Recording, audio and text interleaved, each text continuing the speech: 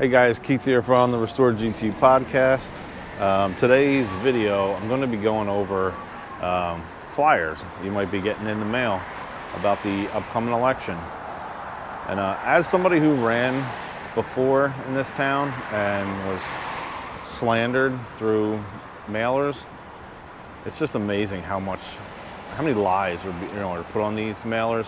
I kind of wanted to go over and prove out all the lies that are on this most recent one that I got. If you haven't run, which most people that are probably watching this have not run, you wouldn't understand the feeling that you get when you see something in print sent to thousands of people about you. But I got more pissed off that the lies that they tell when I see this video here, lying about what they actually do and what they're saying that they've done. I don't think it's right, and I feel like I should make a video calling it out and proving how many lies were printed on this flyer. So let's go through and go take a look at each of the bullet points. So our first one here is adopt budget with zero tax increase. If I heard Mr. Carter's correctly, was that a zero increase that we're seeing this year? Okay, so basically we'll stay as high as we were. We're not going down. We're not going any further up. I can't reach that high up. Okay, 4 of the 7 years we went up, but we're not going up any higher. That's very, very pleasing to hear. So a zero tax increase. That is laughable because it's a 0% over where we currently are. And where are we? We are like 330% over from when the mayor took office here. I just want to keep to the numbers this year. In 2001, the municipal budget of Gloucester Township was $15 million. Last year, in 2021, that budget was $65 million, or in percentage terms, 330%. If you were to break that down on a per year basis, it's 16.65%. We also know that it's an election year, and what happens on election years? There's zero tax increase so that they can go out and campaign about it. They're not lying to you, but it was intentionally done. I have commented in the past that Mr. Cardis is a pretty good accountant every other year, and every other year he sucks. Certain numbered years, we have a zero increase in our taxes, and in others, we're about 10%. Now that's happened so many times. I'm only 5'6". I can't reach where you guys have gotten to now. So the way they do this is with made-up numbers and overtaxing residents by not counting revenue that they know that they have, but they don't include it in the budget. And when they get called out for it, they don't really like that too much. There's a schedule that says this is what our township is collecting in pilot payments. It's not an opinion. It's a number in black and white on paper. And I'm just baffled. We do a budget with negotiation and comfort and let's feel good about this so we have it for next year, and just make up a number, however you want to say it, make up a number that isn't the number. It's not the number. I don't know everything Mr. Cardis does. Pilot revenue is $2.56 million. That's in black and white, and we didn't budget.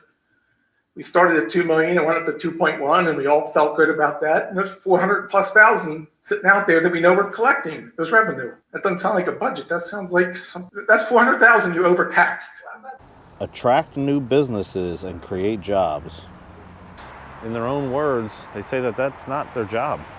I don't have any new topics or follow-ups, but I did want to comment on a few statements made during the last council meeting by President Mercado in regards to a line of questioning about economic development, the answers to which gave me pause and struck me as troubling. I quote, "I'm not intimately involved in economic development, going out and encouraging businesses to be here. I would love them to be here. I hope they would be here, but that's not my role, and that's not the role of this council." Merge government agencies to save taxpayer dollars. It's an interesting one because by their own admission, they have no idea how much it would save. So regarding the savings, I did go through the itemized savings that we're hoping to be realized through this dissolution and merger. I saw very little specifics. I saw $30,000 savings for eliminating the MUA board. I saw 12,000 for eliminating a duplicate payroll system. I saw another 30,000 for merging the county systems or something like that. So that's $70,000 per year. We're not doing this for the good of the town to save $70,000, are we? I mean, we paid the consultants more than that to put together the application. I'm sure we paid these consultants six figures. Again, it's an election year, so they need to find money to, well, they did that by raiding the MUA, who was fiscally responsible and had a surplus of $6 million. I just want more specifics. I haven't heard that it's a great thing for the town because it was very light on specific benefits. What I did hear is the MUA on their finances has X million dollars in some kind of surplus or renewal account, and the township's going to grab some of that into townships.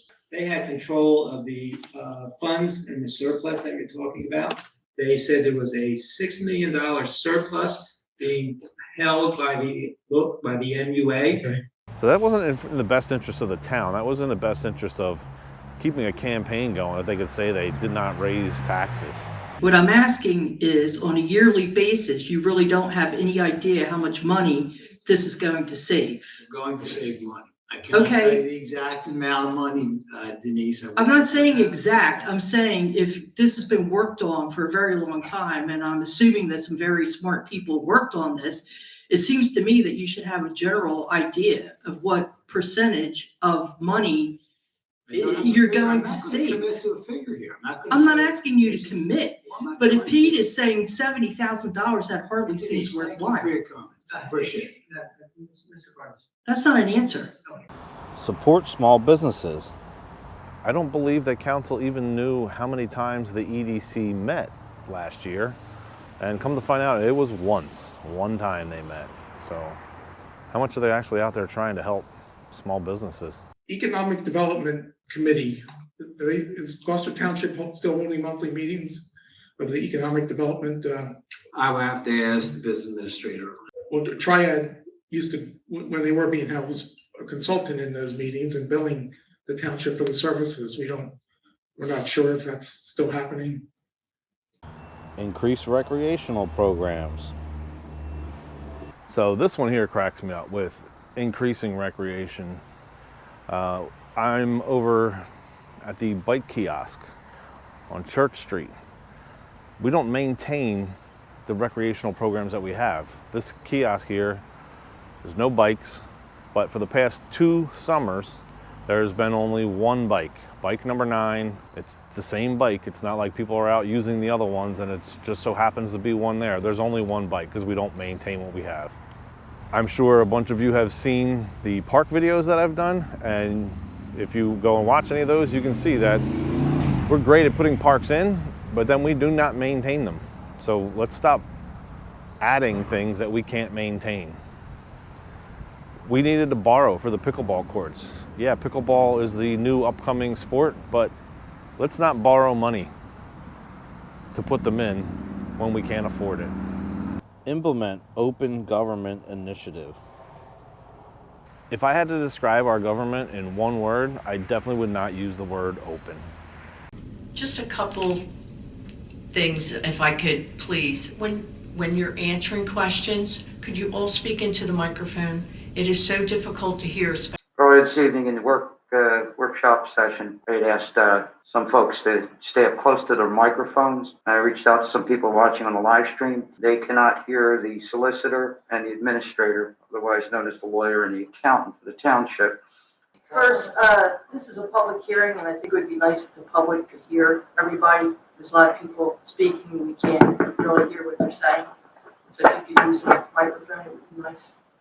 As I've missed the last couple meetings, I've tried to enjoy watching it on the live stream.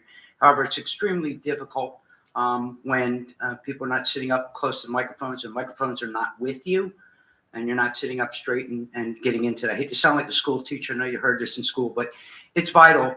And when you guys are responding to questions, that we hear what it is you're saying, especially when you guys are down here.